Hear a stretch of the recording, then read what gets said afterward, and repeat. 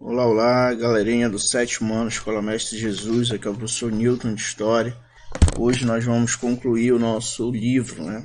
Estamos aí no capítulo 16, já conversamos sobre duas revoltas, né? Na última aula falamos aí sobre a revolta de Beckman, falamos também sobre a revolta dos Emboabas. Hoje vamos falar mais duas revoltas. A Guerra dos Mascates e a Revolta de Vila Rica. Então peguem o livro de vocês, lá na página 51, capítulo 16. Tá? A Guerra dos Mascates, gente, aconteceu entre os anos de 1710 e 1711. Tá? Foi um outro período aí de grande agitação, né, na colônia. Então vamos ter uma outra revolta no período colonial, ocorrida aí no século já XVIII, né? Onde nós vamos ter duas cidades como palco dessa revolta. Uma cidade, a cidade de Olinda, e a outra, a cidade de Recife. Então vamos tentar entender isso lá em Pernambuco, tá? Então olha só, a situação econômica aí, né, dos produtores de açúcar, dos donos de engenho no Brasil, vai começar a mudar depois aí que os portugueses conseguem expulsar os holandeses do Brasil, tá? Isso lá por 1654. Por quê? Porque os holandeses saem do Brasil e vão iniciar o cultivo de cana-de-açúcar, né, lá nas Antilhas. Então eles vão passar a ser concorrentes dos produtos açucareiros do Brasil, né? Porque não era só o açúcar, era o açúcar, também o álcool, a aguardente, os derivados, né, aí da produção do açúcar.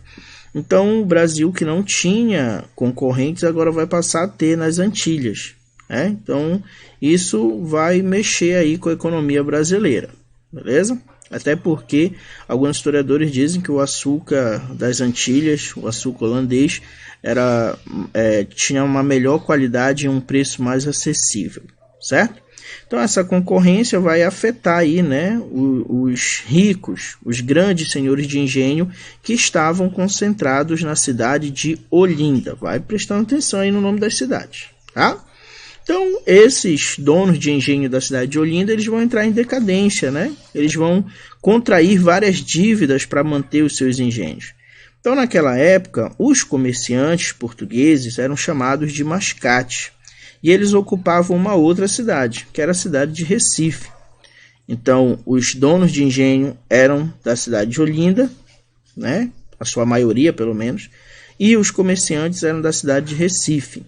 E quem prestava dinheiro para os donos de engenho eram os comerciantes de Recife, né? Eram eles que possuíam dinheiro para emprestar para esses senhores de Olinda, certo? Só que esses comerciantes, esses mascates aí de Recife, eles cobravam juros excessivos, juros altos por esses empréstimos. E aí muitos donos de engenho acabaram se endividando, né? Aí devendo muito dinheiro para os comerciantes de Recife. Naquele período, a cidade de Olinda, não se perde, Olinda era onde tinham aí os donos de engenho, né? A cidade de Olinda era o centro político e tinha maior importância em Pernambuco. É como se fosse a capital de Pernambuco, né? Inclusive, Olinda tinha direitos políticos sobre Recife, que era onde viviam os comerciantes. Por isso, os comerciantes portugueses vão começar a pressionar a coroa para ela elevar Recife à categoria de vila, porque se Recife, né, fosse uma vila, ela politicamente seria independente de Olinda, beleza? Então o governador da capitania de Pernambuco, ele demonstrava aí um certo apoio aos comerciantes de Recife e isso causava insatisfação lá nos donos de engenho de Olinda, tá? A grande maioria aí, né, os negócios desses comerciantes eram prósperos, bem mais prósperos do que o dos fazendeiros, do que o dos donos de engenho, certo? Então o que acontece? Digamos assim, liberdade de Recife, no caso, mas tio, o que significaria Recife se tornar uma vila? Gente, significaria, né, que Recife teria uma condição privilegiada aí para os comerciantes. Eles não iam precisar mais recorrer à Câmara Municipal de Olinda, por exemplo, tá? Onde predominantemente ela era representada por fazendeiros. Tá? Então, Olinda deixaria de contar com os impostos pagos aí pelos moradores de Recife, e que eram impostos consideráveis, já que eles eram comerciantes e tinham melhor condições, tá? Então esse é o atrito aí entre Recife e Olinda na Guerra dos Mascates. Quando a gente chega em 1710, uma carta régia vai ser enviada a Recife, autorizando aí a elevação dela à condição de vila. Esse documento foi assinado pelo rei com um selo, e vamos ter aí, né, a Recife tendo a sua autonomia tão desejada. Essa liberdade aí de Recife vai provocar um descontentamento da população de Olinda.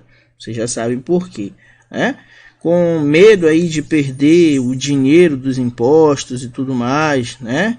E os donos de engenho com medo de não poder pagar suas dívidas, tá? E poderiam até perder suas propriedades para os comerciantes, né? Porque era dada uma garantia para que eles pudessem emprestar. Então, eles vão se revoltar, né? Vão derrubar o Pelourinho, tá? Vão rasgar a carta régia. O governador vai tentar controlar a revolta, mas ele vai ser obrigado a fugir para a Bahia, e assim a gente tem o início da Guerra dos Mascates, certo? Então, diante aí da atitude dos donos aí de fazendas de Olinda, né, dos olindeses, de rasgar a carta régia, que era um documento assinado pelo próprio rei, demonstrava uma certa desobediência ao poder real, né? Então os mascates aí, né, os recifenses, vão invadir Olinda, vão incendiar e destruir vários engenhos na região. A coroa portuguesa vai ficar do lado dos comerciantes portugueses de Recife, que ofereciam mais lucro à metrópole, obviamente, né? Félix José Machado foi nomeado pelo rei como novo governador para Pernambuco. Com auxílio aí das tropas baianas, ele pôs fim ao conflito em 1711, tá? Tendo aí todo o apoio português. Recife vai manter a autonomia dela como vila e vai se transformar em uma próspera vila, né? E vai também vai se transformar aí no centro administrativo oficial de Pernambuco. Tá? Recife, né? E aí Olinda perde o seu período de esplendor, beleza? A última revolta de hoje, revolta de Vila Rica, 1720. Deixa eu colocar aqui para vocês. Vila Rica, gente, na região das Minas, era uma das cidades mais cobiçadas, né? Porque em toda a Europa haviam notícias de que eram encontradas riquezas ali, e que por lá circulava a possibilidade de lucro fácil, de enriquecimento rápido.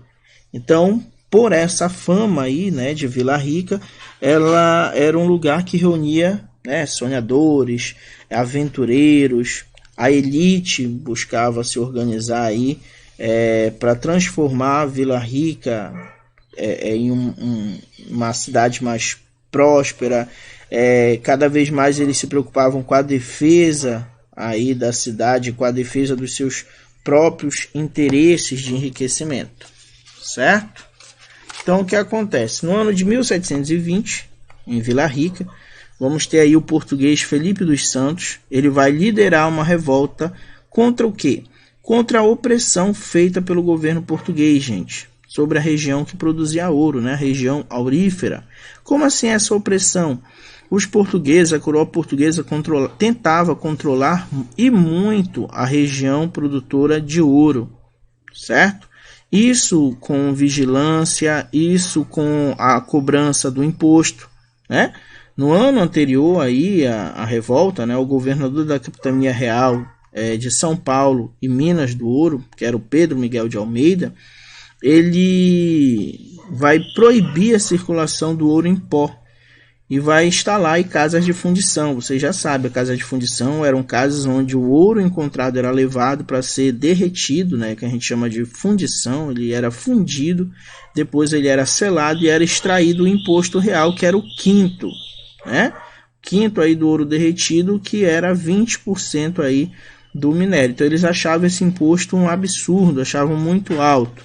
Então Felipe dos Santos, aí, né, em conjunto com outros mineiros, ele vai apresentar algumas reivindicações, como por exemplo, o fechamento das casas de fundição, a redução dos impostos e o perdão geral para os participantes do movimento contra o governo da capitania, certo?